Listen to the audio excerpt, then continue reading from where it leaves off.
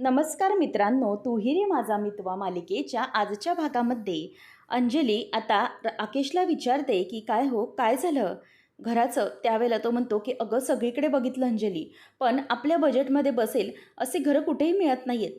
आणि मी बिल्डिंगमध्ये प्रत्येक वॉचमनला जाऊन विचारलं तर कुठेही आपल्याला रेंटवरून घर मिळत नाही आहे. काय करायचं ना मला तेच कळत नाही आहे. अंजली, आता मला तर खूप टेन्शन यायला लागलं आहे. म्हणजे तुला या अवस्थेत मी कुठे घेऊन जाणार? काय करायचं काहीच कळत नाही आहे. त्यानंतर मग राकेश बोलून दाखवतो की मला तर टेन्शन येतंय. अंजली म्हणते की मी काय म्हणते अहो, म्हणजे ना मला असं वाटतंय की काहीतरी आपले सेव्हिंग्ज असतीलच ना, म्हणजे तुम्ही हल्ली काहीतरी सेव्हिंग करून ठेवलेच असतील ना. त्यावेळेला तो म्हणतो की अंजली, तुझं म्हणणं बरोबर आहे, परंतु ना माझे काही सेव्हिंग झाले होते मागच्या 6 महिन्यामध्ये. पण ना ते मी शेअर मार्केटमध्ये गुंतवले. म्हणजे शेअर मार्केटमध्ये मी पैसे लावले होते तेव्हा खूप पीक हाय होतं. पण आता अचानकच शेअर मार्केट गेल्या काही महिन्यात पडलं, त्यामुळे ते सगळे पैसे लॉस झाले. हा प्रॉब्लेम झाला. ती म्हणते की ठीक आहे, हरकत नाही, तुम्ही आपल्या संसारासाठी केलं ना, ठीक आहे, असं म्हणून ती शांत राहते. नंतर मग ईश्वरी आणि अर्णव दोघंजणी येतात आणि ईश्वरी म्हणते की ताई, काय झालं, तुम्ही अशा का करताय, प्लीज अशा उन्हातानामध्ये एकट्या नका थांबू. अर्णव येतो आणि म्हणतो की ताई प्लीज घरी चल, हे सगळं बरोबर नाही वाटत आहे मला, प्लीज चल तू. तेव्हा ती म्हणते की तुम्ही दोघंजणी इथे कशासाठी आला आहात, प्लीज बाजूला व्हा. तेव्हा आता ईश्वरी म्हणत असते की हे बघा ताई, तुम्ही घर सोडून गेले आहात ना तोपर्यंत, तेव्हापासून अर्णव सर काहीही विचार करू शकत नाही आहेत. खरंच त्यांना तुम्ही निघून गेल्याचा खूप त्रास होतोय. त्यामुळे प्लीज तुम्ही घरी चला, अशा अवस्थेत तुम्ही इथे थांबू नका बघू, प्लीज चला तुम्ही. तेव्हा अर्णव पण म्हणतो की हो ताई, प्लीज असं करू नकोस, प्लीज तू चल. तेव्हा आता हे सगळं होत असताना अंजली विचारच करत राहते की नेमकं काय करायचं. अर्णव म्हणतो की ताई, हे सगळं जे काही घडतंय ना त्या गोष्टी आपण नंतर बघूया, पण तुला या परिस्थितीत मी सफर होऊ देणार नाही. आपल्यातलं नातं ठीक नाही हे ठीक, परंतु तू त्यामध्ये आपल्या बाळाला या सफर होऊ देऊ नकोस, चल तू घरी. तेव्हा अंजली म्हणते की नाही, अजिबात नाही. त्यावेळेला राकेश तिथे बघतच राहतो. अर्णव म्हणतो की बरं ठीक आहे, तुला जर नाही यायचं आहे ना माझ्यासोबत, तर मग हे धर, हे घे, आपल्या एका फ्लॅटची चावी आहे, मी आजच्या आज हा फ्लॅट तुझ्या नावावर करून टाकतो, तू हवं तर तिकडे राहा. परंतु हे बघितल्यानंतर राकेशला मजा येते आणि म्हणतो की अरे वा चिंटूकला, ये हुई ना बात. मला वाटलंच होतं चिंटूकले आपल्या बहिणीसाठी काहीतरी करणार. नंतर आई आलेली असते आणि ती म्हणते की मला हे जे सगळं काही कळलं आहे ते अगदी व्यवस्थित नाही इशूकडून, पण नक्की समजलं आहे की काहीतरी गडबड नक्की झाली आहे. म्हणून अशा या अवस्थेमध्ये तुमच्या दोघांचं एकमेकांशी वारंवार भेटणं हे जरा योग्य वाटत नाही आहे, म्हणूनच मी तुम्हा दोघांना बोलून दाखवलं.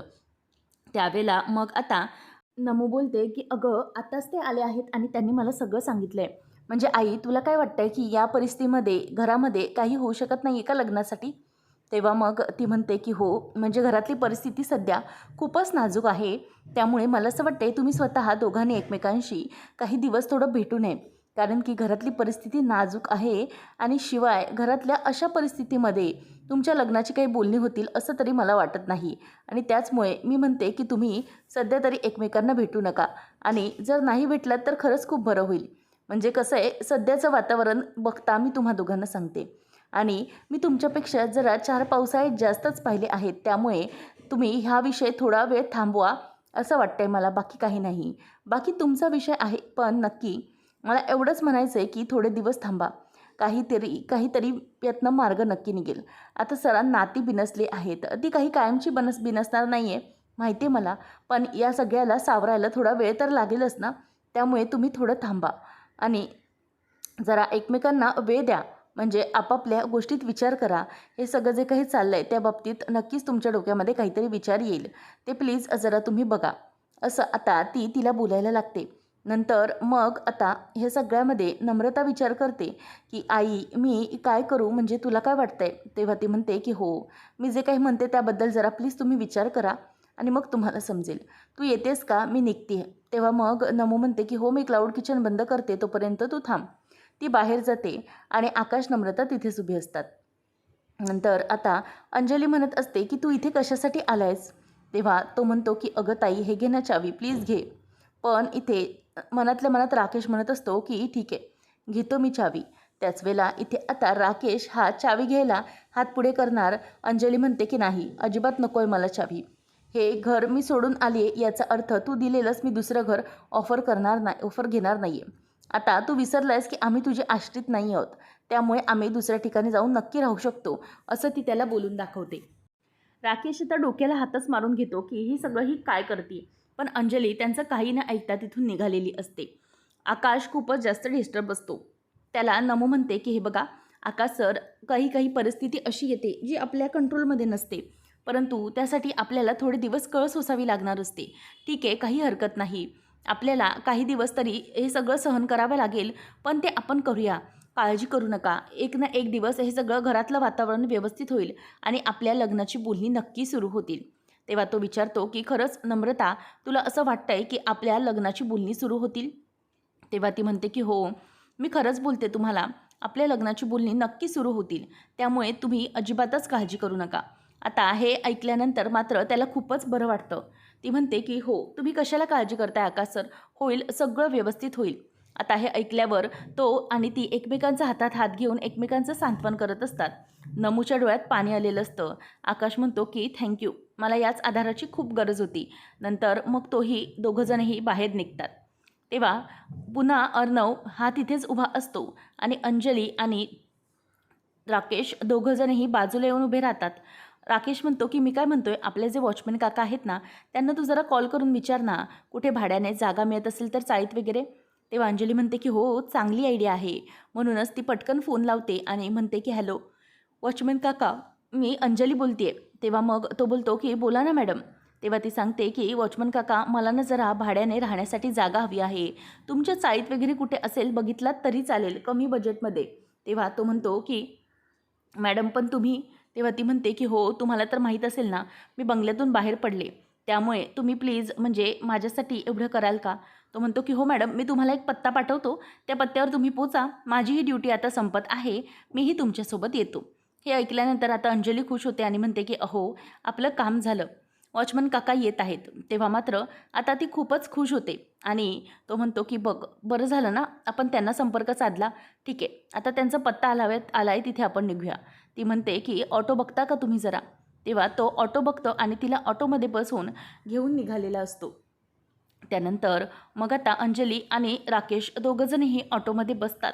अर्णव आणि ईश्वरी तिथून लांबून बघतच असतात. तेव्हा ईश्वरी अर्णव विचार करत असतात की नक्की काय करायचं. अर्णव म्हणतो की आता हा राकेश नक्की काय करणार आहे ना, काहीच कळत नाही आहे. म्हणजे इतक्या वाईट परिस्थितीमध्ये ताई अडकलेली आहे की काय करावं काही कळत नाही. तेव्हा ईश्वरी म्हणते की सर, आता यांच्या बोलण्यावरून आपल्याला एक तरी लक्षात आलं आहे ना की आपल्या वॉचमन काकांना यांनी संपर्क साधला आहे, म्हणजे आपले जे बंगल्याचे वॉचमन आहेत ना, त्यांच्याकडून हे मदत घेतील, बरोबर की नाही? त्यामुळे आता त्यांच्याशी आपण बोलून बघूया नक्की ते कुठला पत्ता देतात, काय आहे, आपल्याला त्याबद्दल काही मदत करता येत असेल ना, तर आपण नक्की ती मदत करूया. असं म्हटल्यावर आता अर्णव हा जरा शांत होतो, पण त्याच्या डोक्यात विचार हा सुरूच असतो. राकेश ताईला कुठे घेऊन जाणार आहे हा प्रश्न त्याच्यासमोर असतोच. त्यावेळेला ईश्वरी म्हणते की सर, तुम्ही नका काळजी करू, सगळं काही होईल व्यवस्थित. आणि हो, तुम्ही स्वतःला प्लीज एकटं वाटून घेऊ नका. ताईसाठी आपण हे जे काही करतो ना, त्या संदर्भात मी तुमच्या कायमसोबत आहे, त्यामुळे अजिबातच काळजी करू नका, सगळं काही व्यवस्थित होईल. मग आता ईश्वरी अर्णव एकमेकांकडे बघतच असतात. अर्णव म्हणतो की ठीक आहे, किती काही झालं तरीही आता आपल्याला ताईला मदत करायचीच आहे. ईश्वरी म्हणते की सर, मी आहे तुमच्यासोबत कायम, नका काळजी करू. त्यावेळेला आता अर्णवचा हात ईश्वरी हातात घेते आणि म्हणते की आता आपण ताईसाठी जे वाटेल ते करायचं आहे, कधीही ताईला एकटं सोडायचं नाही, आपण दोघं ठरवून घेऊया. त्यानंतर मग आपल्याला पाहायला मिळतं राकेश, अंजली दोघंजणही त्या जागी आलेले असतात. आणि तिथे आल्यानंतर अंजली म्हणते की किती भाडं आणि किती काय आहे. तेव्हा तो माणूस सांगतो, घरमालक, की 50,000 रुपये डिपॉझिट आणि 15,000 रुपये भाडं. आता हे ऐकल्यानंतर राकेश म्हणतो की अहो, हे काय बोलताय तुम्ही, इतकं भाडं? तुम्ही वेडे आहात का? म्हणजे एका मोठ्या ॲक्टनुसार, म्हणजेच आपण भाडेकरू तत्वाच्या ॲक्टनुसार इतकं भाडं तुम्ही माणसांकडून घेऊ शकत नाही. तेव्हा तो लगेच त्या वॉचमनला म्हणतो की काय येडं आणलं कुठून तुम्ही? अहो, हे असले कायद्याबिद्याची गोष्टी सांगू नका, इथे असंच चालतं सगळे भाडे वगैरे. तेव्हा तो म्हणतो की हे बघा, तुम्ही ना जरा जास्तच भाडं सांगताय, असं वाटत नाही का तुम्हाला? तेव्हा मग लगेचच तो माणूस जो असतो घरमालक जरा बाजूला जातो. अंजली म्हणते की थांबा दादा प्लीज, म्हणजे असं तुम्ही आमच्याशी वागू नका, मी तुमच्याशी बोलते. त्यावेळेला लगेचच ती म्हणायला लागते की अहो राकेश, मी काय म्हणते की हे जे काही मंगळसूत्र आहे हवं तर मी विकते, पण आपण हे घर घेऊया, म्हणजे डिपॉझिट तत्वावर आपल्याला पैसे तरी देता येतील. त्यावेळेला लगेचच आता अंजलीला तो म्हणतो की वॉचमन थांबा ताई, मी यांच्याशी जरा बोलून घेतो. नंतर मग आता वॉचमन हा त्या माणसाला, म्हणजेच भाडेकरू जो घरमालक असतो भाड्याने देण्यासाठी घर, त्याला बाजूला घेऊन जातो. राकेश मनातच विचार करत असतो की आता या घरामध्ये धूळ वगैरे असेल, सगळं काही असेल, आता हे काय मी साफ करत बसणार नाही. हिला कळू दे घर कसं असतं ते आणि काय असतं ते. नक्कीच हिला कळलं पाहिजे की असं घरातून निघून जाणं काही सोपं नसतं. असं नेसत्या वस्त्रांनी घरातून बाहेर पडणं म्हणजे सोपं काहीच नाही आहे. तेव्हा मग अंजली आता त्याला म्हणते की काय करू मी. तिच्या डोक्यात सुरू असतात विचार की हे मंगळसूत्र विकू का, पण ती गप्प बसलेली असते. नंतर अर्णव एकटाच असतो. ईश्वरी त्याच्याजवळ येते आणि म्हणते की अर्णव सर, काय करताय तुम्ही, चला लवकर खाऊन घ्या. तेव्हा अर्णव म्हणतो की नाही मिस इंदौर, मला भूकच नाही आहे. तेव्हा ती म्हणते की असं काय करताय तुम्ही, होईल सगळं व्यवस्थित. परंतु अर्णवला तेवढ्यातच जो त्याचा वॉचमन असतो त्याचा फोन येतो आणि त्या माणसाला तो घेऊन येतो. त्यानंतर मग आता अर्णव हा शिर्केला कॉल लावून सांगतो की शिर्के, मी एक अकाउंट नंबर पाठवतो, त्या अकाउंट नंबरवरती 2 लाख रुपये ट्रान्स्फर करा आणि बाकीचे जे घराला लागणारे नॉर्मल साहित्य असते, म्हणजे टी व्ही, फ्रीज, कपाट, या वॉशिंग मशीन, या सगळ्या गोष्टी त्या ठिकाणी पाठवा. त्या घरावर पत्ता पाठवतो मी. तेव्हा लगेचच फोन ठेवल्यावर घर मालक म्हणतो की साहेब, एवढे 2 लाख रुपये. तेव्हा अर्णव म्हणतो की हे घ्या, तुम्ही 2 लाख रुपये ठेवा, परंतु माझ्या ताईला तिथे काहीच प्रॉब्लेम नाही आला पाहिजे. तिच्याकडे तुम्ही पैसे वगैरे मागू नका, एवढंच मला म्हणायचं आहे. काही असेल तर त्याच्यामधून तुम्ही करून घ्या. असं म्हटल्यावर आता तो मालक गप्पच बसतो आणि म्हणतो की ठीक आहे साहेब, आभार आहेत तुमचे. मग त्यानंतर हे सगळं होत असताना अंजली आणि राकेश तोपर्यंत तसेच उभे असतात. ईश्वरी म्हणत असते की बरं झालं अर्णव सरांनी हे सगळं केलं, उगीचच ताईला या अवस्थेत कुठेतरी राहावं लागलं असतं. तेव्हा अंजली म्हणत असते की काय हो, त्या माणसाने इतका यायला उशीर का बरं लावला असेल. त्यावेळेला तो म्हणतो की मला पण आता काही माहिती नाही, मी पण तुझ्यासोबत आहे ना, पण ठीक आहे, ते नक्कीच काहीतरी करायला गेले असतील आणि जे वॉचमन आहेत ना ते आपली मदत करतील असं वाटतंय मला, आणि म्हणूनच ह्या सगळ्या गोष्टी अगदी व्यवस्थितपणे घडतील. पण अंजली, तुला या अशा परिस्थितीत राहण्याची सवय नाही आहे, कसं करशील तू. तेव्हा ती म्हणते की करेन मी, काहीच हरकत नाही आहे. आणि त्याच वेळेला मग ती जरा विचारांमध्येच रमलेली असते. तिला टेन्शन आलेलं असतं की जर हे घर मिळालं नाही तर मग आपण काय करणार. त्यावर राकेश म्हणत असतो की आता हिला जे काही करायचं आहे ते करू दे, परंतु मी अजिबातच काहीही विचार करणार नाही. अंजली म्हणते की अहो, आपले काही सेविंग्स पण नाही आहेत ना, त्यामुळे हा सगळा प्रॉब्लेम येतो आहे. तो म्हणतो की हो ना, पण काय करू, असेच माझेही पैसे निघून गेले शेअर मार्केटमध्ये. तेव्हा ते म्हणते की हरकत नाही, राहू दे, तुम्ही जे काही करत होतात ते आपल्या संसारासाठीच केलं असेल ना, ठीक आहे. नंतर मग आता तिथे एक माणूस येतो आणि म्हणतो की मॅडम, तुम्हीच आहात ना अंजली भोसले. तेव्हा ती म्हणते की हो, काय झालं. तेव्हा तो सांगतो माणूस की मॅडम, मी सामान आणला आहे, म्हणजे तुमच्या खोलीत, नवीन खोलीत ठेवण्यासाठी फ्रीज, कपाट, washing machine, T V, refrigerator, या सगळ्या गोष्टी आणलेल्या आहेत.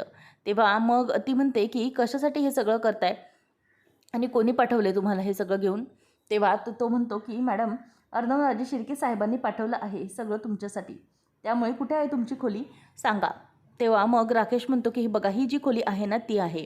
तेव्हा लगेचच अंजली म्हणते की नाही, नको हवे आहेत मला या गोष्टी, अजिबात नको आहेत.